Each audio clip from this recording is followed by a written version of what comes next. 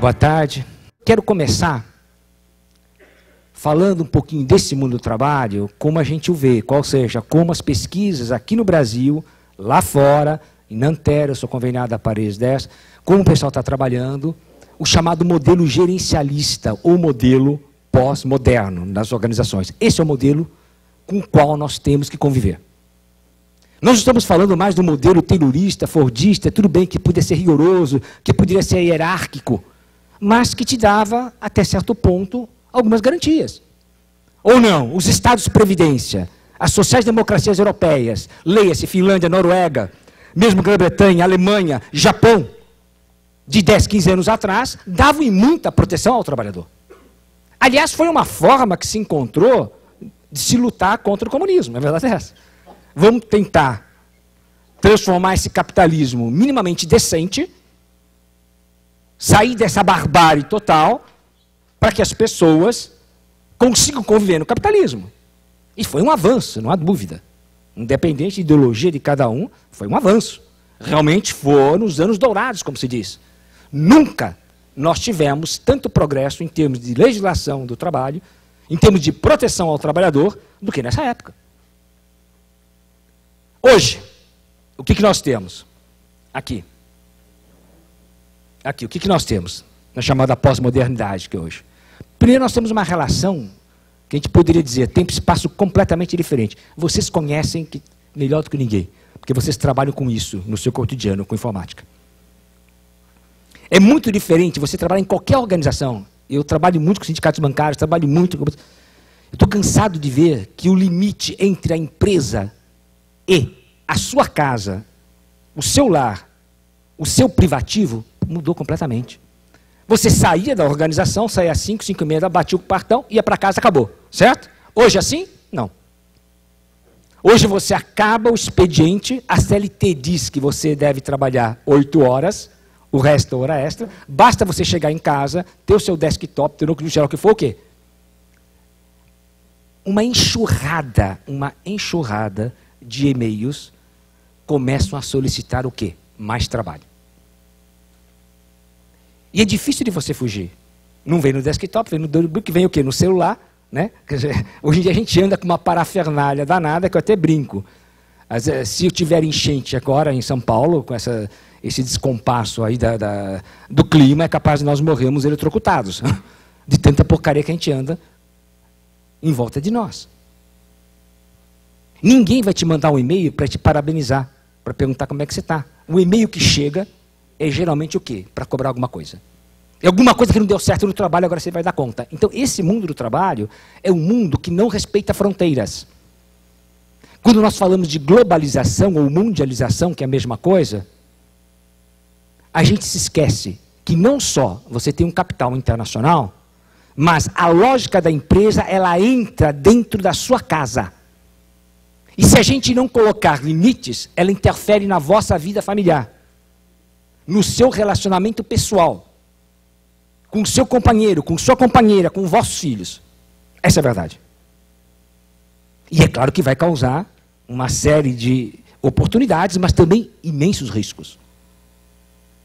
Esse papo de ficar falar que essa nova lógica lhe dá oportunidades, etc e tal, como se fosse que crise, afinal de contas, vem do chinês e significa oportunidade. Essa baboseira toda, esse é papo de consultor picareta.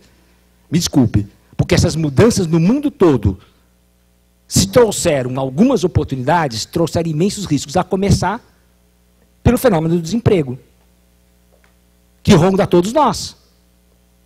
Para não falar que o meu discurso é ideológico, vamos pegar o caso dos bancários.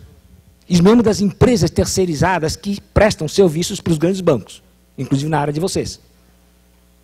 Hoje você tem terceirização e você tem quarteirização na área de vocês, vocês sabem disso. É o sujeito que é contratado por uma terceirizada, que é um PJ, que agora virou obsessão, é tudo PJ, e que não tem direito a nada, até porque ele é uma pessoa o quê? Jurídica.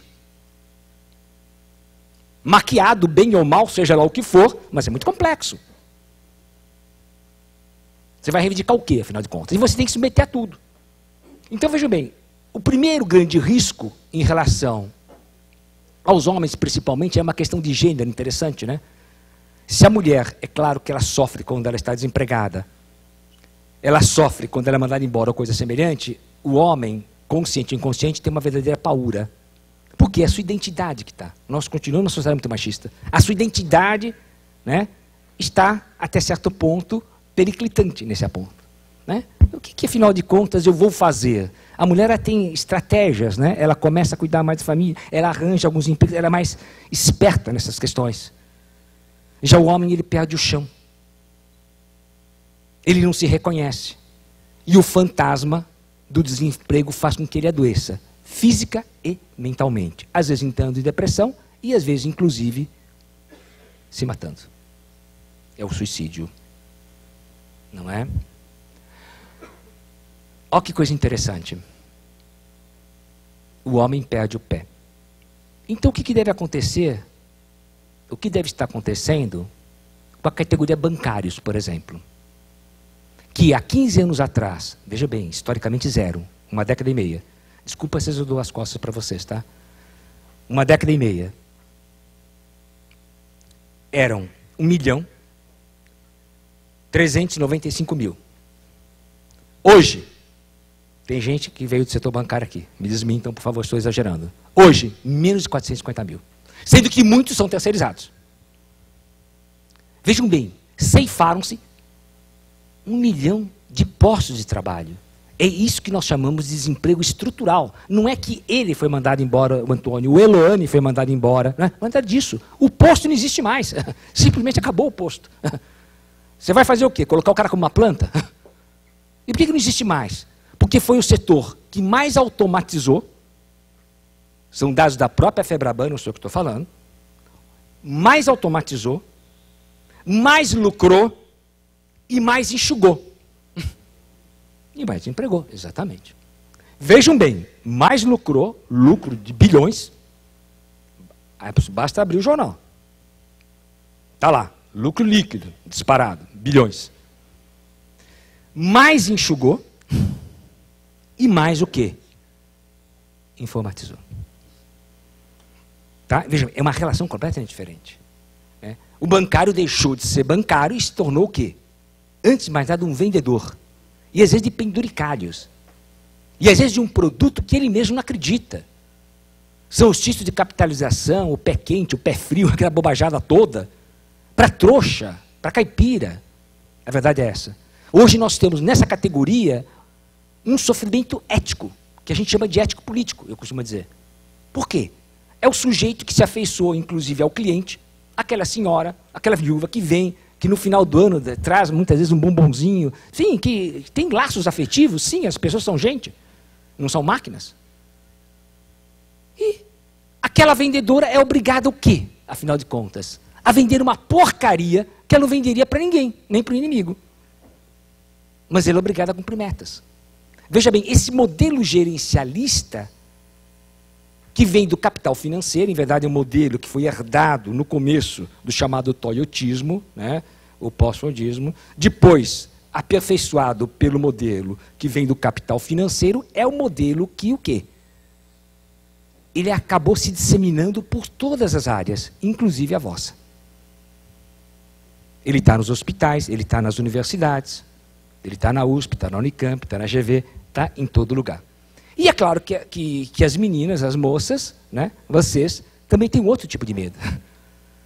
Talvez o principal de vocês é não dar conta do quê? De compatibilizar aquilo que é cada vez mais difícil. Ser uma excelente profissional e continuar dando conta o quê? De um papel que é tradicional.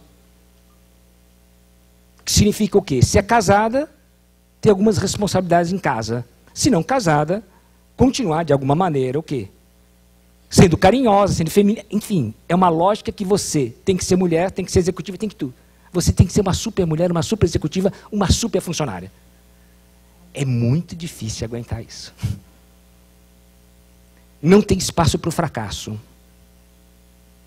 Porque é um modelo que não trabalha com a ideia de processo, ele trabalha com a ideia de resultado, de metas, de avaliação. Se você, para chegar no resultado, naquela meta, você foi ético, antiético, você chega lá o que for, se você se esforçou muito, mas o mercado estava ruim e você não conseguiu cumprir a meta, azar teu. Não interessa o que você fez para cumprir a meta, interessa que você cumpra. Essa é a lógica. Portanto, é uma lógica cruel, é uma lógica perversa. Uma lógica que não vê o vosso esforço, uma avaliação que não avalia o vosso trabalho. O seu trabalho não vale nada, o que vale é o resultado. Deu para entender? É o resultado. Ora, é o mundo, portanto, que acaba com o coletivo. Falava eu numa entrevista que eu dei aqui para jornalista de vocês, a pessoa fez questões muito interessantes, por sinal. Falava eu que, na minha opinião, o que eu mais temo como pesquisador dessa área há 25 anos, lidando com saúde mental no trabalho, é a destruição total do coletivo de trabalho. Quando a gente fala em coletivo do trabalho, está se transformando cada vez uma ficção. São pessoas, indivíduos, de forma autônoma, competindo entre si, e estão no mesmo espaço, como poderiam estar em qualquer outro espaço. No parque de diversão, no circo, em qualquer outro lugar. É diferente de você ter equipe, na qual você coopera, na qual você supra as deficiências, na qual você tem um apoio. Não é à toa, nós vamos ver depois, que o nível de suicídio e ideação suicida cresceu de forma estonteante. Nós vamos chegar lá. Isso leva, é claro, uma incerteza e uma angústia, e leva à busca, tal como adolescentes, embora não sejamos mais, ok, afinal de contas, a você trocar de princípios como se você trocasse de camisa. Você entra no modismo, né? Agora está na moda assim, eu faço isso. Agora está na moda assada, eu faço aquilo. Nessa empresa eles admitem isso, tudo bem, eu faço. Na outra vale mentir, tudo bem. Assim por diante. Eu estou com uma denúncia de uma procuradora amiga de Brasília, amanhã mesmo eu vou conversar com ela, eu vou falar com o juiz, ela vai estar lá, vou dar um curso de ética e assédio para o juiz de Brasília, ela vai estar lá, ela vai me dar com detalhes de um banco que obriga os seus funcionários a mentir. Não é vender mais.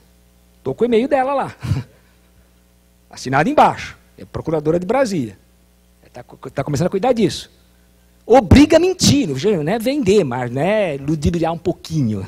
Se é que pode ludibriar um pouquinho mais. Monta lá uma mentira. Não, é mentir mesmo. A rentabilidade é X. Não, não é X. Depois o cara vai verificar, não é X. Como é X? É meio X. Devia ter visto antes. Não leu, exatamente. Veja bem, é diferente. Está lá, denúncia formal. Então, você, é claro que a gente tem uma lógica organizacional que se o sujeito não tiver princípios, ele se torna um crápula. Ele se torna um bandido, me desculpe o termo forte, mas é verdade. E não dá para falar em valores se a gente não fala em princípios. Valor você muda, entra em outra organização, tal, é mais assim, é mais assado, é mais informal, o pessoal usa terno e gravata, não usa, tal, vai de jeans, vai, bom, tudo bem, você se adapta. Agora, princípios é diferente. E se você não tem princípios, não dá para falar em ética. Aí, se me permite, eu vou falar em Kant, que foi um dos maiores pensadores que falou sobre essa questão.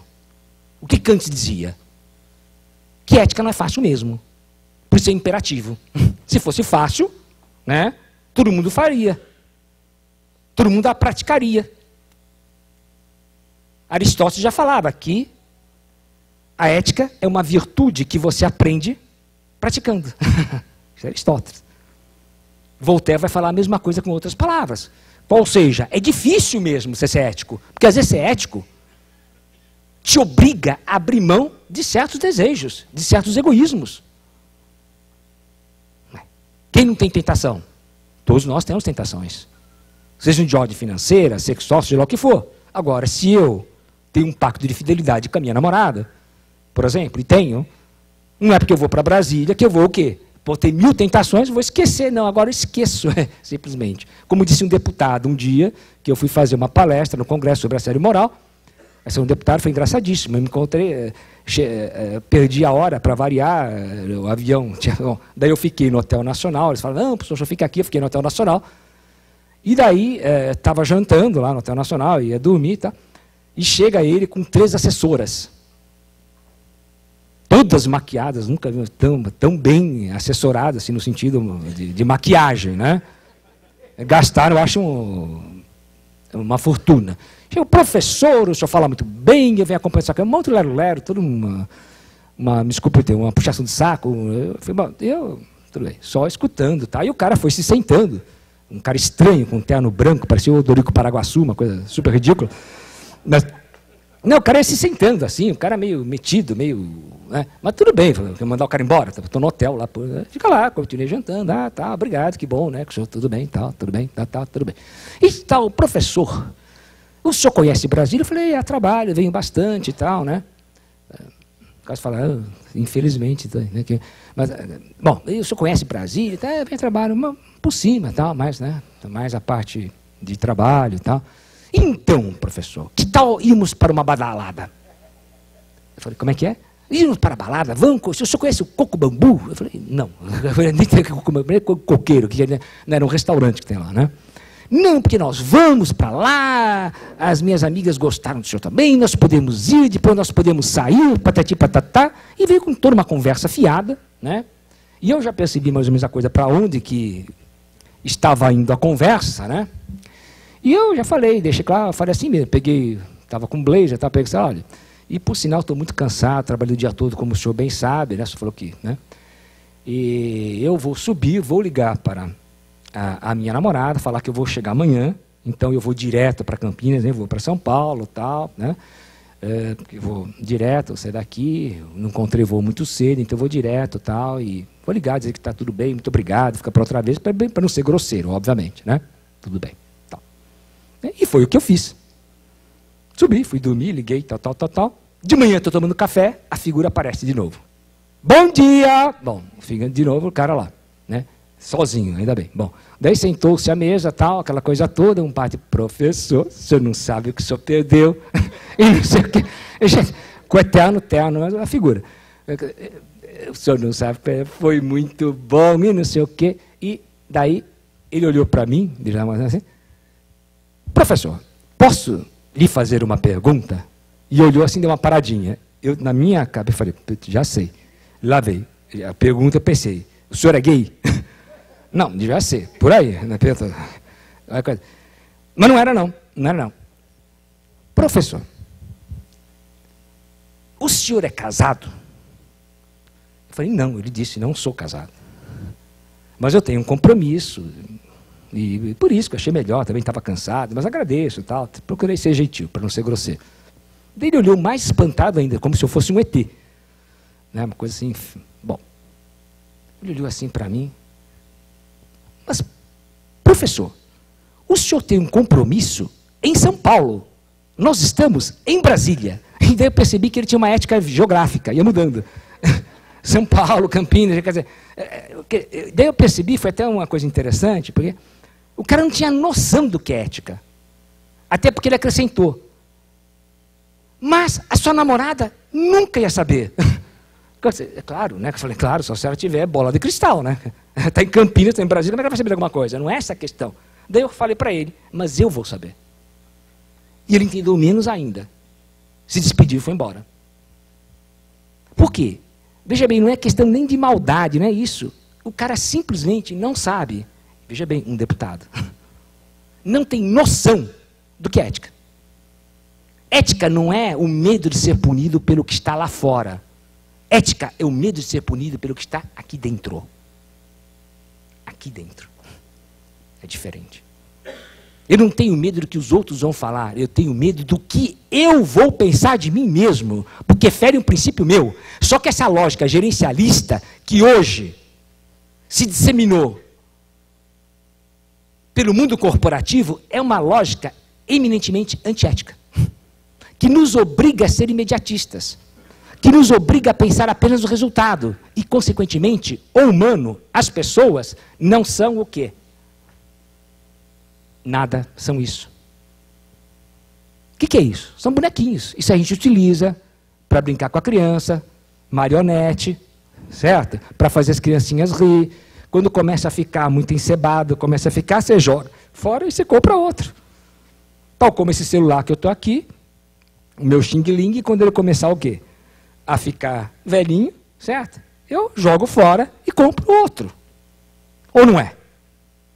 Essa flor, quando começar a perder a beleza, o vício, a gente joga fora e põe outra no vasinho. É assim. Só que pessoas não são assim.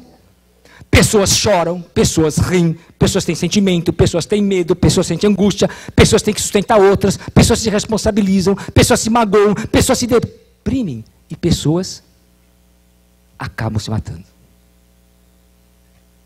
Quando acham que não tem mais esperança alguma. Então é desse mundo que eu estou falando. Quando eu estou falando de assédio moral, eu não estou falando de qualquer coisa.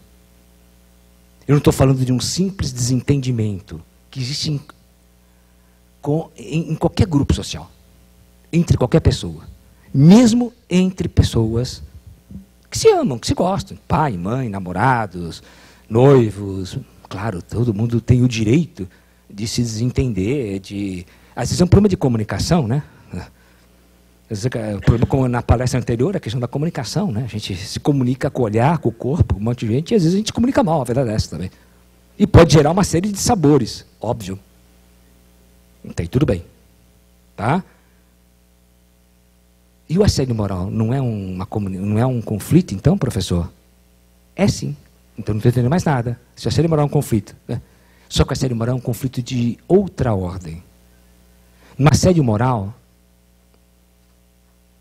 eu quero magoar as pessoas. Eu as trato como coisas. Eu não respeito essas pessoas. Eu acabo, muitas vezes, comprometendo a imagem dessas pessoas perante si próprias. No assédio moral, existe uma frequência. No assédio moral, existe uma humilhação. Existe uma desqualificação. E, às vezes, é de tal ordem, durante tanto tempo, que essa pessoa simplesmente adoece física e mentalmente. Na área de vocês, a segunda causa de afastamento é transtorno mental. Dados estatísticos do próprio INSS. Por que será? Por que será? Porque a pressão é muito grande. E porque a insegurança é muito grande. Né? A grande pergunta que nós, meninos, fazemos é até quando eu vou ter capacidade de continuar trabalhando com a mesma força. Virar à noite, quando você tem 20, 21, 22 anos, é fácil. Eu também já fiz isso direto. Fazia 2 faculdades junto, era doido.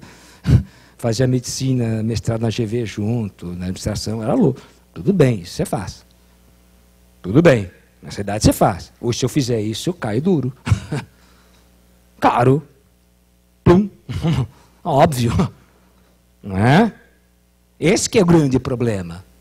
Hoje a gente tem um Estado que cada vez nos protege menos. Tem uma legislação que cada vez mais permite a remuneração, por exemplo, variada. O home office, por exemplo, no qual você trabalha em casa, mas você é responsável pela própria disciplina.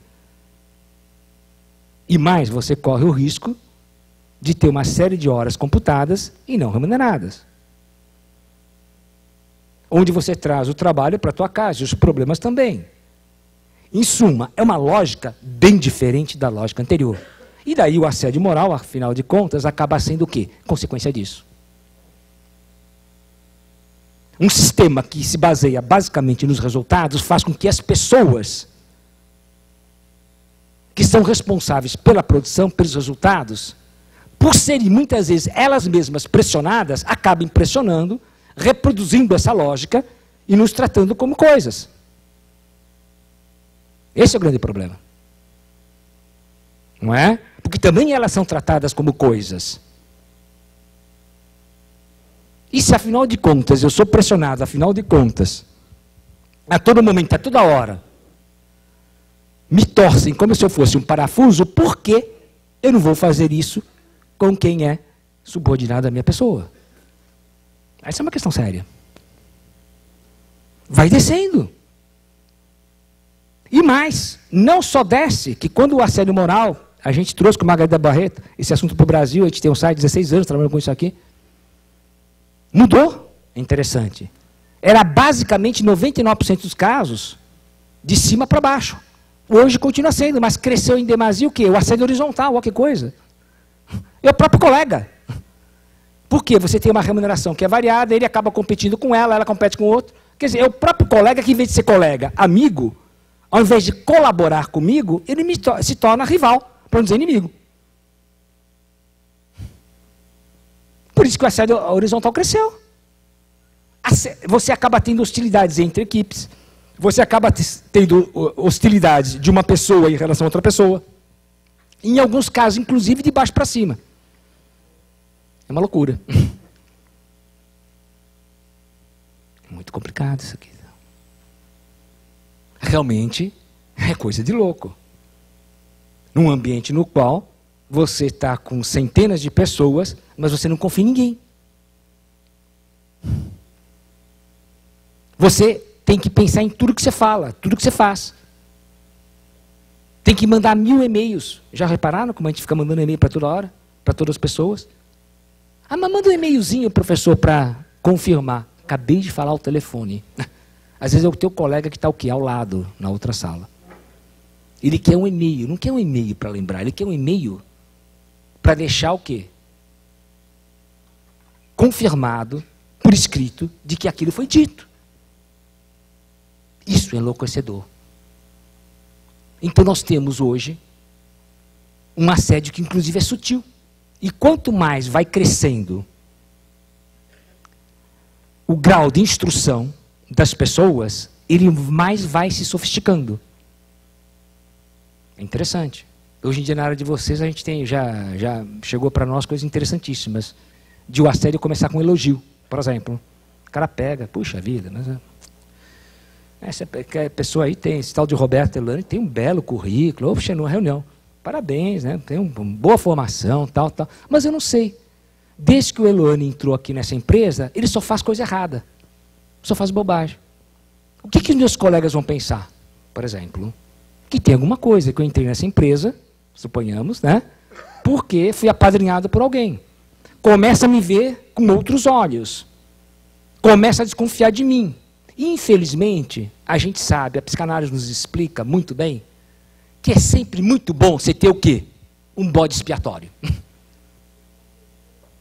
E se é mulher, ainda mais complicado. Por isso que as mulheres continuam ainda mais sendo assediadas do que os homens. Interessante. É bom você ter alguém para poder colocar a culpa. Você não atinge a meta, a culpa é dele, a culpa é dela. É muito bom. Então o grupo, não é por maldade, mas inconscientemente, ele acaba aderindo. O grau de adesão é muito forte em relação a um chefe, a um supervisor que começa o quê? A apontar o dedo para alguém. Até porque quando você faz isso, você acaba imprimindo no grupo um certo medo, um poder disciplinador. Um dos maiores jornais do Brasil, vocês sabem disso, não dá para esconder, né? Foi contemplado com uma notícia muito especial. Um chefe de redação deu 3 tiros, o quê? Na sua ex-namorada. E a matou. Quem é do meio jornalístico sabe a verdadeira história. O meu pós-doc foi em jornalismo, na época da comunicação da USP, então eu conheço bem essa história. Que eu tive lá, como é que foi? Aquela moça, quando entrou no lugar de uma outra que foi assediada moralmente para cair fora. Aliás, o assédio moral muitas vezes é utilizado para isso. Você utiliza o assédio moral para pôr a pessoa para fora. Você usa de um terror psicológico para a pessoa ir adoecendo, se atemorizando, e ela mesmo pede as contas, não tem que pagar os 40%. A moça que estava no lugar dela foi assediada moralmente, caiu fora, não aguentou o tranco, o que é muito comum na área de jornalismo, de passagem. Essa moça entrou, e daí começou a ter o desentendimento e aconteceu o que aconteceu. Agora, vocês me perguntariam, pô, mas ninguém percebeu isso? É claro, há muito tempo isso já acontecia. Naquele espaço, não em todo o jornal, mas naquele espaço era uma tradição, assédio moral e assédio sexual. Mas então, nossa, que maluquice, professor. Como se permitia isso? Se permitia porque era uma forma de você manter as coisas, entre aspas, em ordem. Então, muitas vezes, o assédio moral, né, ele tem uma função. É o chicote do capataz. E funciona. Uma das empresas mais lucrativas do Brasil, é campeã de assédio moral, infelizmente, né, ficar pondo pano quente. Né? Ela é muito conhecida nos tribunais. Né? O primeiro caso dela foi na Bahia. Ela foi condenada pelo atual ministro Ele está no ministro de Tribunal de Justiça, ele era desembargador à época na Bahia, Cláudio Brandão, um juiz que eu tenho orgulho de ser amigo, uma pessoa muito competente, muito séria, teve a coragem de convencer em 2004, quando ela praticava, já vinha praticando práticas de assédio, obrigar pessoas que não cumpriam as metas, mesmo seus executivos, num salão como esse, andar vestido de mulher, passando batom e com um pênis de plástico na mão. Você imaginou um homem adulto, 40, 50 anos, andar com um pênis de plástico na mão, com um vestidinho de mulher? Deu para entender a humilhação desse cara? Mas, sem querer ser, já era racista, porque se o homem de pele branca teria que andar com pênis de plástico negro. Se o homem de pele negra andaria com pênis de plástico o quê? Branco. Certo? Brasil, 2004. Daí, um gerente resolveu extrapolar. É tal negócio, quando você não tem limite ético, né? Você extrapola. O cara resolveu extrapolar. Tinha uma moça bonita, né, que era vendedora, ele resolveu falar en passant para os vendedores, a maior parte eram homens, de que se eles cumprissem ou ultrapassassem a meta, a moça em questão seria o prêmio. Literalmente. Está nos autos. Seria o prêmio. A moça ficou sabendo, o que é isso? Eu sou garota de programa, que negócio é esse? Né? Tal, começou a colocar, não admite brincadeira, tal. Teve dúvida o cara. O que ele fez? Com licença. Estava fumando, naquela época não tinha tanto, né? Hoje estava dentro da empresa, pegou o cigarro e ela estava de saia, apagou a bituca do cigarro onde? Na coxa da moça. No melhor estilo Casagrande Senzala. Né? Está nos autos. Não sou louco de falar isso. Nos autos. Depois, houveram várias vezes, várias multas, algumas de 1 milhão. Né? Mas a cultura é tão perversa que não. A última se deu em Curitiba. Em Curitiba. Eu tenho no pendrive, se der tempo, não sei por mais tempo, porque eu tenho que ir para... Se eu ficar mais com vocês. Mas tem aí, depois uma outra oportunidade a gente pode até fazer com mais calma. Onde garotas de programa foram contratadas, no Sul, um outro resolveu extrapolar, gerando, foram contratadas, garotas de alto programa, muito bem selecionadas, para estimularem os gestores a darem mais produção. Então, às 7 ou 7h15 da manhã, elas chegavam aos escritórios, não é piada, chegavam aos escritórios e iam fazer massagem com óleo e serem massageadas pelos gestores. Bom, dispenso comentários também. Felizmente ou infelizmente, havia um rapaz com um pouco de personalidade, né, e bom senso, e que estava noivo, apaixonado pela noiva, além disso era evangélico e tal, e falou, olha, eu não vou me submeter a isso não faz sentido, eu vim aqui para trabalhar, ele deve ter achado que era uma palhaçada, o que é, mas tudo bem. Né? Quer dizer, para mim não faz sentido esse tipo de coisa, eu não quero participar. O dito gestor lhe disse, nós somos uma empresa democrática, não vamos forçá-lo, já que você não quer participar, você vai naquela salinha e fique sentado naquela cadeira. Não, cara, tudo bem. Né? Sentou-se na cadeira. O gestor, depois de um período, foi lá, pegou uma espécie de fita, daquele que se amarra a caixa, simbolicamente amarrou o rapaz na cadeira, fica quietinho aí. Bom, tudo bem, não vamos criar caso. O rapaz ficou. Mandou que viesse um projetor e começaram a projetar filmes pornográficos. Você fica assistindo. E o rapaz ficou a manhã toda assistindo filmes pornográficos. Daí, é claro, ele saiu, denunciou a empresa. A mesma empresa que vem sendo multada desde 2004.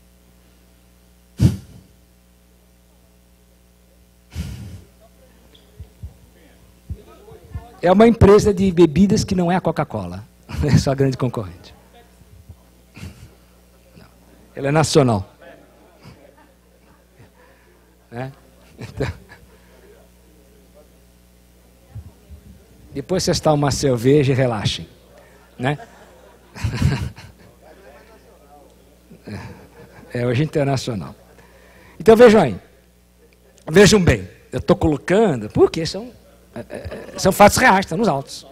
Entendeu? Quer dizer, é tão louco que é difícil você acreditar. Como a gente lida há muitos e muitos anos, isso chega para a gente, e confesso que mesmo a gente lidando com isso há tantos anos, só com a 16 anos, a gente fica meio estupefato até hoje.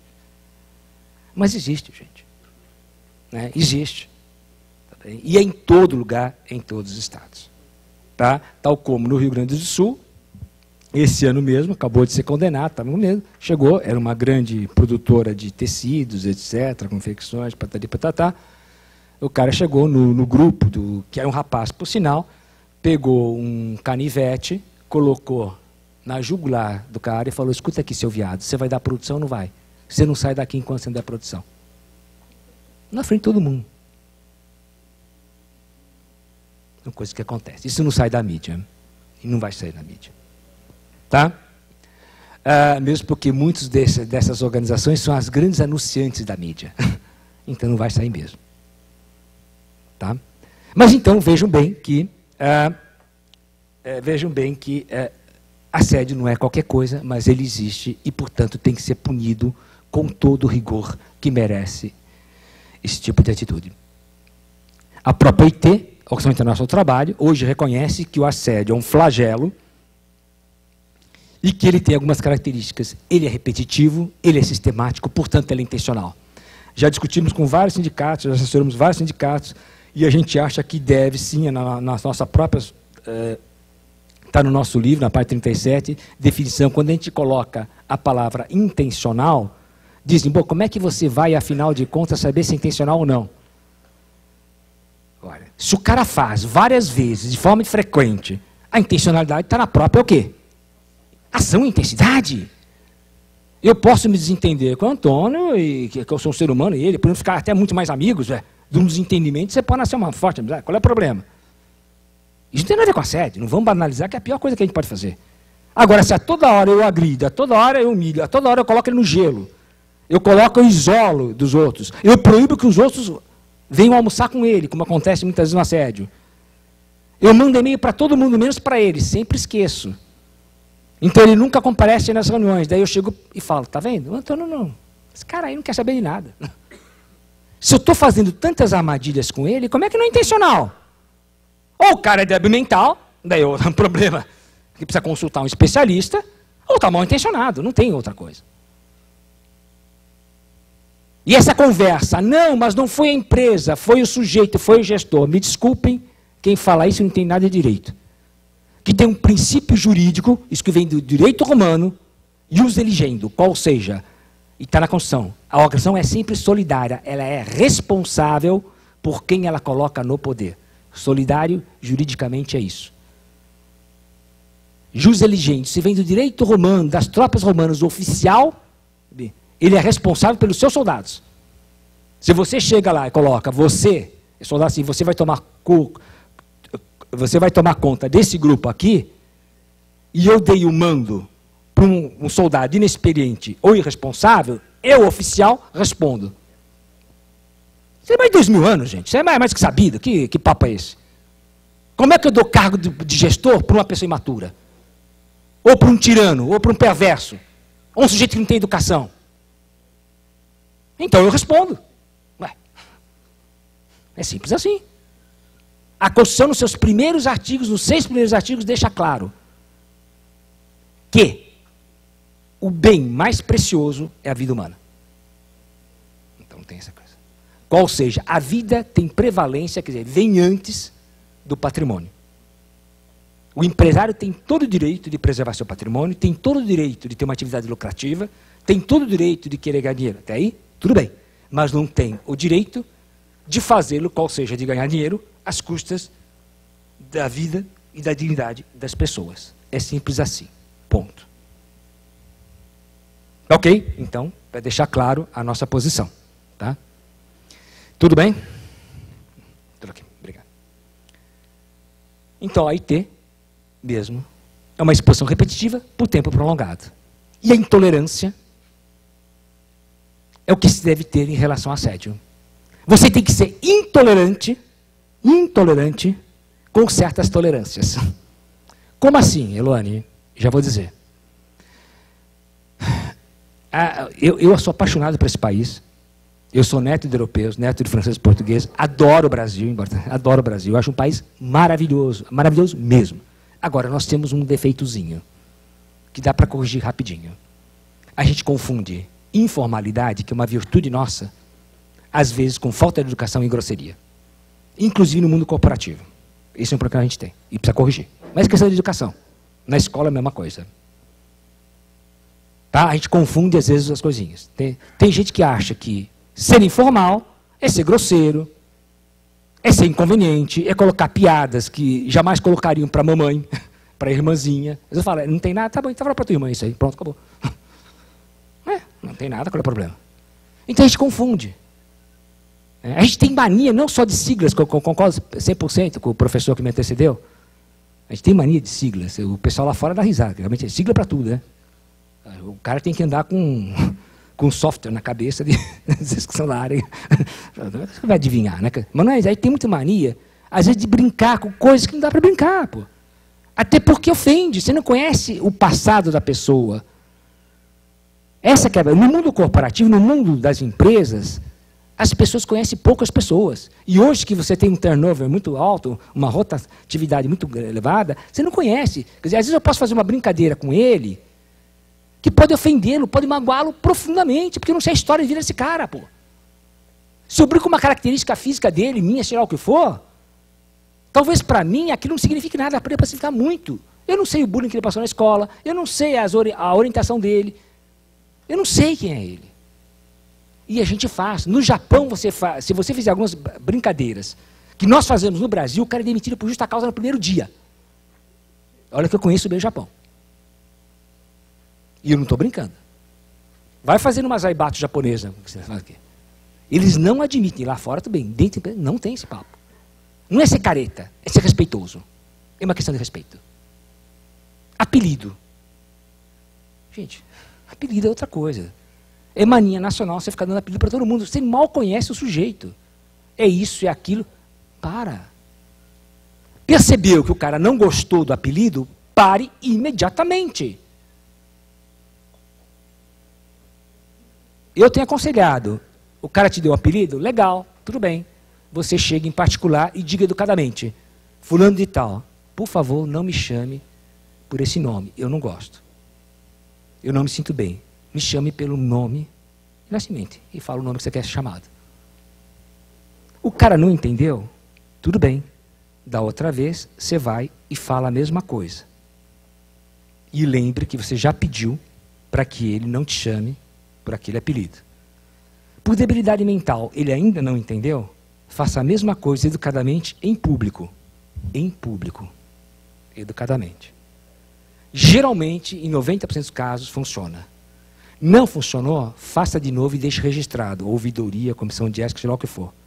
Ainda, se o tic-teco dele ainda não funcionou, daí você vai fazer uma coisa que com certeza dá certo. Boletim de ocorrência com representação na delegacia. Com representação, que não para lá. Tá? Quando ele receber um oficial de justiça por injúria, daí eu garanto que ele acorda, por mais demente que ele seja. Tem gente que já fez e funciona maravilhosamente bem.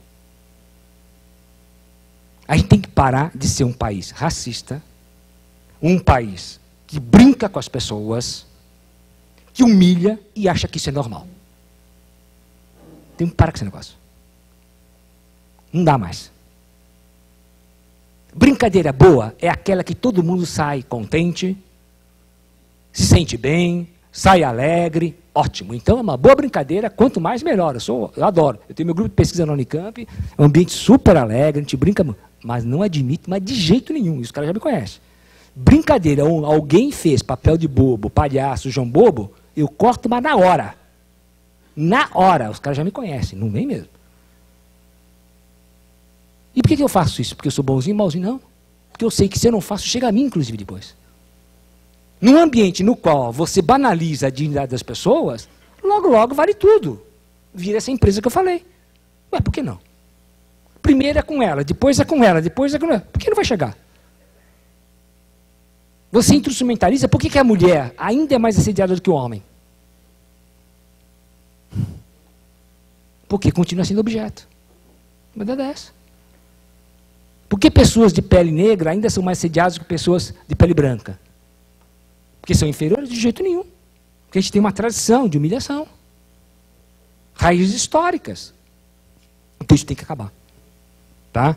Brincadeira boa é brincadeira que todo mundo sai feliz e contente. Se não é injúria, calúnia e difamação. 138, 109, 144 do penal. Ponto final. Apelido bom é aquele que eu me sinto bem, que eu aceito. Se eu não aceito, manifeste. E manifeste publicamente se necessário. Caso contrário, notícias crimes. Resolve. Às vezes você tem que fazer assim. Né? Você tem que educar por coerção, depois começa a melhorar. Tá? Então, tem que ser o quê? Intolerante com certas tolerâncias. Tá? As consequências são várias. As consequências são várias. As consequências são para a pessoa, que adoece física e psicologicamente, que pode levar à depressão e pode levar ao suicídio, já disse para vocês, a área de trabalhadores qualificados como vocês, de alto grau instrucional, a segunda causa de afastamento do trabalho é transtorno mental, e principalmente a depressão, e perguntaria a primeira, porque o que pode aparecer, doenças cardiovasculares, isquemia cerebral, que tem toda a relação com o fator emocional, ou seja, em verdade, tem tudo a ver com a segunda causa. A ponto do INSS, eu fui dar uma palestra e pedi para eu voltar lá no INSS, à época do Fulan, e daí eles falaram, professor, nós pedimos para que o senhor voltasse por um fato. A gente não sabe mais o que fazer com algumas pessoas que, menos de 40 anos, estão com depressão profunda e com outros tipos de transtorno mental. A gente tem medo que a Previdência vá sofrer. Veja bem, não era nenhuma preocupação humanística. Era isso, não era preocupação humanística, dinheiro. Quer dizer, gente que o Estado investiu, pagou curso técnico, pagou faculdade, aquela coisa toda, e o cara, falando por isso claro, está incapaz mentalmente. Está tomando medicação para dormir, está tomando medicação para acordar, está tomando medicação para não se matar. Esse é o fato. Então, as consequências, antes de mais nada, são para as pessoas. Mas não é só para a pessoa. Eu tenho advogado a tese que é um crime extensivo, porque atinge brutalmente a família. Brutalmente a família. Eu não conheço um caso de assédio mesmo, onde a família não sofreu. Trocando em miúdos. Geralmente a pessoa, de forma inconsciente, agora estou falando não como jurista, mas como psicólogo, a pessoa acaba descontando pela sua sensação de impotência em quem está próximo. Esse é um fato. Se mulher desconta no marido, se homem desconta na esposa, na namorada e às vezes nos filhos. E daí o sentimento de culpa é muito maior. E o pior, é claro, as pessoas não entendem.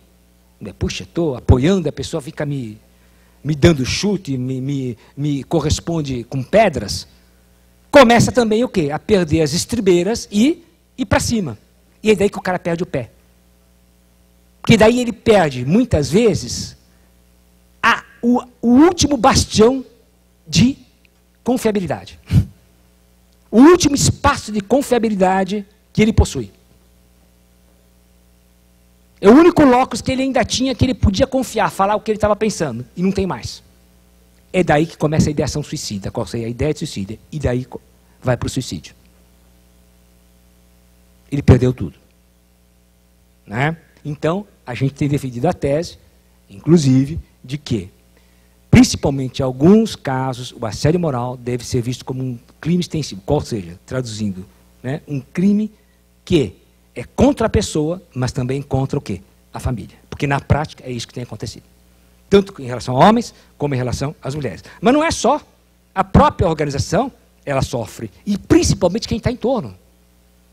Se ele é assediado, se ele é humilhado, se ele é vilipendiado, ele é isolado, nas várias formas de assédio que existe, o isolamento é mais comum. Por que isolamento? Porque você quebra os laços de comunicação. Se você quebra os laços de comunicação do sujeito, é mais fácil controlar.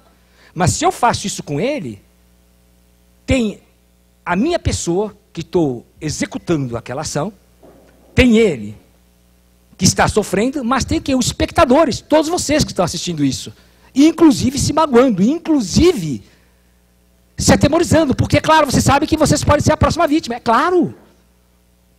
E não é só ele que vem sofrer.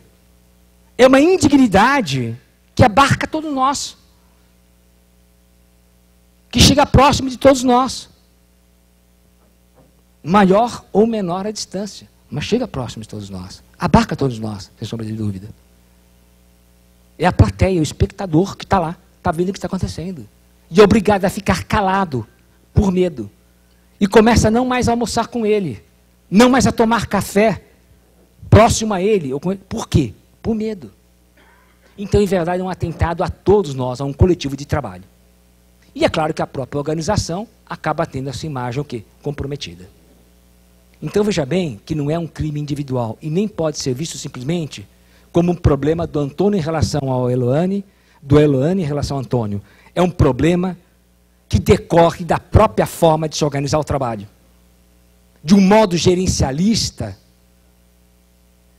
que só considera o resultado e não o processo, e, portanto, não as pessoas. E é assim que ele deve ser visto. Acho que isso. O isolamento, como eu já disse, é a tática mais, não vou falar de todas, são várias, mas não dá tempo, mas é a mais recorrente.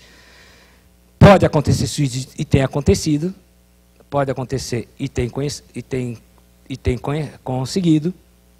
Existe uma manipulação, que eu chamo de uma manipulação pelo medo. Boa parte do modelo gerencialista de hoje em dia é isso que se faz.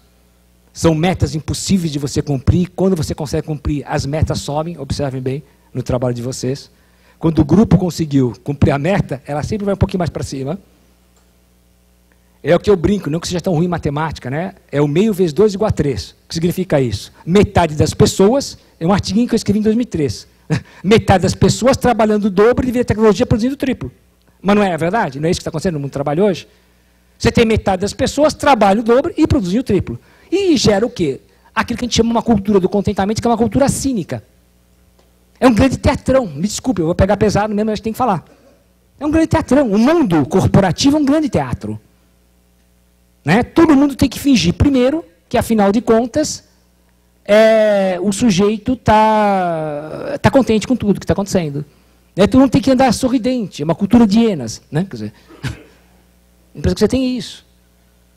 Você não manifesta o seu verdadeiro sentimento.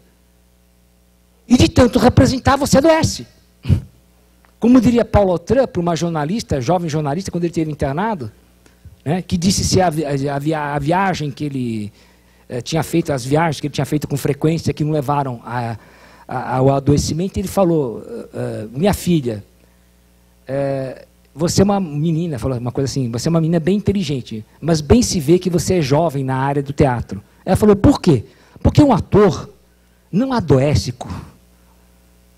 pelas viagens que faz. Ele adoece pelo que ele interpreta. E daí ele entendeu menos ainda. E perguntou, como assim? Ele falou, você tem ideia do que ele é da escola de Stanislavski, que você introjeta o personagem, né? Você não decorte, você introjeta. Ele falou, você tem ideia o que vem a ser? Todo dia, você durante 2 horas, 2 horas e meia, 1 hora e meia, você representar quem você não é? Agora eu pergunto para vocês, quantas horas vocês representam no vosso trabalho? Todo dia. Quer dizer, é isso que é patologizante. Além do trabalho extenuante, da responsabilidade, quando a gente tem um ambiente no qual a gente não pode confiar, ou pode confiar em poucas pessoas, isso é mais estressante do que o próprio trabalho. É aquele tipo de ambiente que você chega e já fica perguntando para si próprio, me desculpe o termo chulo, mas é verdade, vamos ver qual é que é a próxima sacanagem. Isso é desgastante. Isso adoece qualquer um. Tá? E o mundo corporativo é exatamente isso. PDV, né, congêneres. PDV, quando é sério, tudo bem, pode ser ter uma oportunidade do cara cair fora, bom, então não é essa a questão. Mas quando a gente tem um PDV, como eu já vou mostrar agora, me desculpe, daí não é PDV. O PDV que o cara, se não adere, é humilhado, se não adere, é assediado moralmente, não é PDV. E tem PDV que é exatamente assim. Tá? Por metas tudo bem, tá? Que haja metas, mas que sejam possíveis de serem cumpridas. Há metas como aconteceu, por exemplo, com uma grande seguradora no Rio de Janeiro. Posso falar até o nome, a Cláudia Reina foi a juíza que condenou. Posso falar que é a juíza conhecida, minha amiga, está lá nos autos. Era uma seguradora, eles tinham que pegar 30 contas em menos de um mês. Na periferia do Rio de Janeiro. 40 contas em 30 dias. 40 contas em 30 dias. Na periferia do Rio. E o pessoal não conseguia fazer isso. Então o gestor, isso não é assédio, é só um aviso de 10 minutos. Então o gestor chegou, a fazer isso todo dia e falava que quem não cumprisse a meta ia para a rua. A maior parte das vendedoras eram mulheres, não eram homens. Aterrorizadas do que aconteceu. Né? Elas começaram a pegar o próprio telefone de casa, o celular, o telefone fixo e ficar enchendo a paciência de todo mundo. À noite, final de semana, aquela coisa. Mesmo assim, alguns não conseguiram cumprir a meta. O que elas fizeram? Diziam que se fosse cumprida e, né, fizesse o seguro, além disso, um seguro de alguma coisa a mais, tal, elas, digamos assim, receberiam um brinde, ou seja, elas mesmas. Fariam um programa com o cliente. Isso está nos autos. Tá? Obviamente que não dá para você ser conivente com um negócio desse. Tá? É a mesma coisa a avaliação. Uma boa avaliação, a gente não gosta de ser avaliado, ninguém gosta. Só aquelas personalidades muito narcísicas, né? Aquele cara que fica olhando no espelho 10 vezes por dia. Né? Quer dizer, né, o papo, eu tenho que me superar, né? Aquele papo de picareta, né? Quer dizer, superar a si próprio, novos desafios, que coisa bonita, né? Mas geralmente as pessoas não gostam de ficar, o quê? Não gostam de ficar sendo avaliadas, é normal. Tá? Mas a avaliação se faz necessária, às vezes é necessário mesmo que haja um processo de avaliação. Tudo bem, não é esse o problema. Mas uma avaliação tem que ser respeitosa. Ela não pode ferir a identidade, a dignidade das pessoas. Me desculpe, tem avaliações que só falta xingar o cara de FP. Que são absolutamente desnecessárias, inclusive. Uma boa avaliação, ela tem um caráter até educativo. Se não é, se é só insulto, se é só humilhação, não é avaliação. Portanto, ela é imoral, ilegal, antiética e pode ser vista como o quê? Parte de um processo de assédio moral. E é assim que tem sido considerado. Só para falar em PDV, esse aqui é um gráfico que na década de 90 foi utilizado por uma grande corporação no Brasil. Como é que eu arranjei isso? Não vou falar. Eu gostaria que não filmasse, não só isso aqui, tá? Agora não. Isso foi de uma consultoria picareta que recebeu milhões sem licitação para fazer uma consultoria, uma espécie de reestruturação numa grande instituição financeira no Brasil. Tá? Esse gráfico previa, os próprios psicólogos previam que pessoas entrariam em depressão, teriam ideação suicida e se matariam. Isso foi, tal como eu estou fazendo, num salão, perante a diretoria e o staff dessa corporação. Assim mesmo eles tocaram o processo para frente. Resumindo o processo, foi feito um PDV, a época das reestruturações no Brasil, da privatização. Era uma instituição pública, que hoje a gente não sabe bem o que é. Né? E a coisa foi a seguinte, eles pegaram todos, começavam a pressionar todos os trabalhadores, com certa idade, gente que já tinha 20, 25, 30 anos de instituição. Projetavam, dá até vergonha de falar, projetavam dinossauros,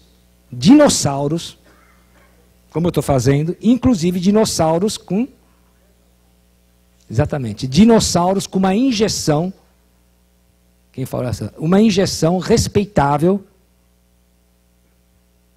nas nádegas. Tá? Escrito motivação. Isso foi feito. Agora, sim, e era coletivo. Você imagine um gestor que está lá, que veio como office boy, quer dizer, chegou na organização como um menino, depois é um gerente, patati patatá, é um senhor, às vezes de 55, 60, 65 anos, perante o office boy, ser colocado como dinossauro, tomando uma injeção, me desculpe, na bunda. Como é que você acha que o cara se sente? Um lixo. E foi isso que aconteceu. 39 suicídios, a maior parte deles no banheiro das agências. E como alguns eram gestores, usaram a própria gravata. Eu tenho cartas endereçadas às filhas. Não é fácil. Para um ser humano chegar a fazer isso, é porque ele está se sentindo literalmente um lixo. Em algumas diziam: minhas filhas, espero que vocês perdoem o papai. Quando vocês lerem essa carta, vocês estarão maiorzinhas e entenderão o que o papai fez. Papai não fez isso porque não gosta de vocês. Eu nunca vou esquecer essa carta. O papai fez isso porque usou um termo infantil para entender. O papai fez isso porque estava se sentindo um cocô. Estava sofrendo muito. A Deus, obedeço a mamãe. Me arrepia até hoje. O que vocês acham disso?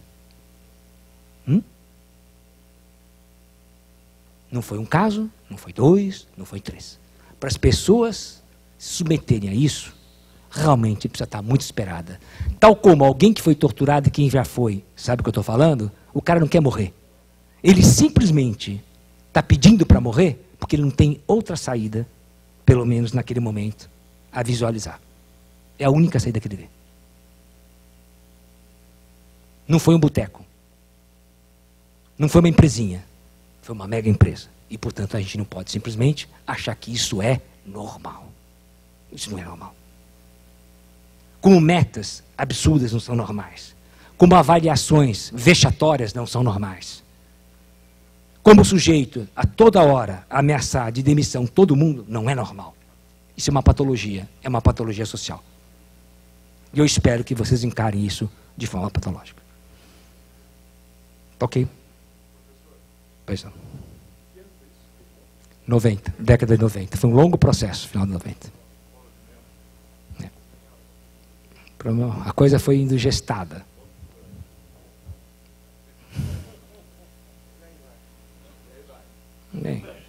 E como em outros locais, de maior ou menor grau, maior dimensão, continua sendo. Tá? Como você tem enforcamentos, não vai dar tempo, você tem depois, posso passar para vocês, enforcamentos que aconteceram. Pessoas que se matam. Como falei, não é só nesse banco, numa outra instituição, conversava com os colegas aqui no intervalo, um CEO chegou num centro operacional, que trabalhava basicamente com o que vocês trabalham, centro de processamento, um garoto de 26 anos, no passado, se jogou, caiu, bum, na avenida. O garoto não tinha problema algum. Uma baita de uma pressão, uma coisa muito complicada, o cara entrou em depressão, se jogou, o cara chegou, assim, uma boa. Bom dia, tal, como se fosse falar da compra de um novo programa, não sei. Olha, pessoal, você sabe o que aconteceu, infelizmente aconteceu isso, então eu quero ser claro e breve. Claro e breve. Tudo o que aconteceu, ninguém deve saber fora da empresa. Ninguém. Se tiver uma linha na imprensa, vocês não precisam buscar o seu trabalho, nada disso, não se preocupe com isso, a gente paga o que quiser. Só que todo mundo vai para a rua e nunca mais vão trabalhar em nenhum banco. Assim, bom dia, até logo, passar bem, foi embora. Saiu alguma coisa? Não saiu e nem vai sair. E o cara não estava brincando, ia fazer isso mesmo, com certeza. Por quê? Porque suicídio é uma mensagem brutal, gente. O suicídio, ele diz muito, não da pessoa, ele diz muito do grupo. Porque para chegar a acontecer isso, o grupo já está arrebentado. O coletivo, aquilo que eu falei no comecinho da palestra, já está destruído. Porque senão o grupo acolhe minimamente. Alguém dá a mão, pô, chega, liga para o familiar, o cara não está legal. As pessoas se ajudam.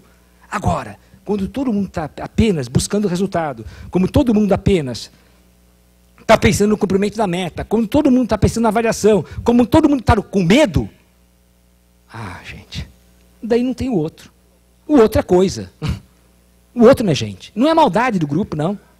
É que não dá tempo para pensar e para sentir. Não dá tempo, como diria o Kant, para você o quê? Se colocar no lugar do outro. A empatia que eu falei. Aquele primeiro mandamento ético do Kant, colocar-se no lugar do outro e não fazer aquilo que você não gostaria que fizesse com você. Isso é Kant. embora seja um princípio cristão. É Kant, o maior filósofo alemão. Coincidentemente, foi aquilo que, para quem acredita, eu acredito, mas tudo bem, aquele mocinho de Nazaré falou, pô. Procure não fazer com o outro aquilo que você não gostaria de fazer com você. Pô. É isso. É simples assim. Agora, não dá para você fazer isso se você está preocupado apenas com a cifra, com a classificação, com o ranqueamento, né? Neologismo agora que está na moda. Né? Não dá para você se preocupar com o outro. Você tem tempo para se preocupar com você. E olhe lá, porque às vezes você está destruindo a tua família. E você só acorda quando você já perdeu. Então, desculpe, gente, desculpe a ênfase em alguns pontos, mas eu acho que, às vezes, a gente tem que colocar uma questão de honestidade intelectual, né? E colocar as coisas como elas são, e não como a gente gostaria que fosse. E o que eu espero de vocês? Que vocês comecem a se unir, comecem a fortalecer as associações às quais vocês pertencem, comecem a voltar a constituir o coletivo de trabalho. Eu falo isso porque eu falo para os meus colegas da USP e da Unicamp, sou professor de carreira, sou professor titular, né? Porque a própria universidade hoje está querendo ser destruída, ela está sendo destruída. Só para vocês terem uma ideia, a crise que vocês acompanharam da USP, a greve da USP, foi criada pelo próprio reitor, que deu aumento de 45%, estou falando isso em público, isso pode gravar, 45%, 50% para funcionários, propositadamente, que eles não se espantaram, como 45%, para quebrar a USP. Porque o que eles querem é privatizar a USP e a Unicamp, que produzem sozinhas 45% da pesquisa do Brasil, para que pessoas como eu não possam falar no que acreditam. Porque quando você privatizar tudo, eu quero ver se você vai ter peito de escrever o que escreve, de publicar e de falar, e falar que pode gravar. É claro que não vai. Porque o cara é demitido depois de uma semana. Não vai mesmo. E é isso que eles querem, docilizar as universidades, para que a gente tenha intelectuais a soldo do capital e do pior capital, que é o capital irresponsável, que nem todo capitalista é responsável, mas é o capital irresponsável, o capital perdulário, o capital que é um verdadeiro abutre, que não vê nas pessoas humanidade, enxerga nelas apenas um meio de se lucrar. Muito obrigado.